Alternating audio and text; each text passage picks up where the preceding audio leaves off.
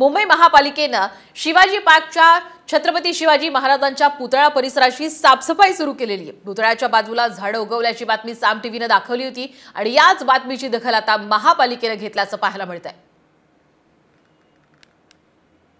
आपण सध्याची ही महत्त्वाची दृश्य पाहतोय। पहिल्या दृश्यांमध्ये आधीची आणि आताची ही दृश्य आहे।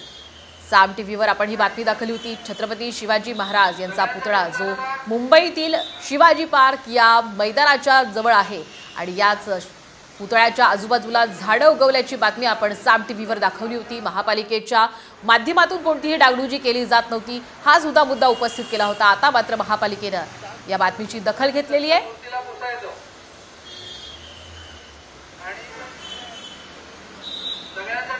छत्रपती शिवाजी महाराज यांच्या पुतळ्याच्या दुर्घटनेनंतर छत्रपती शिवाजी महाराज पार्क म्हणजेच दादर येथील या पुतळ्यासंदर्भात आपण एक बातमी साम टीव्हीने दाखवली होती की या पुतळ्याच्या शेजारी जवळपास 1.5 फुटाची झाडी उगवली होती आणि त्यामुळे पुतळ्याला धोका असल्याची बातमी साम टीव्हीने चालवली होती आणि त्यानंतर प्रशासनाची ही कारवाई सध्या बघायला मिळते। आपण बघतोय की पुतळ्याच्या शेजारी असलेली झाडी जी आहे ती प्रशासनातर्फे काढण्यात आलेली आहे आणि एकूणच ज्या पद्धतीचा धोका खरं तर या झाडांमुळे होता, त्याची मुळं आतमध्ये गेल्यामुळे होता, तो कुठे तरी आता सध्या कमी झाला असल्याचं बघायला मिळत आहे। या छत्रपती शिवाजी महाराजांच्या पुतळ्याला खरं तर रंगरंगोटीची अत्यंत जास्त गरज असल्याचं मतही त्यांनी व्यक्त केलेलं आहे।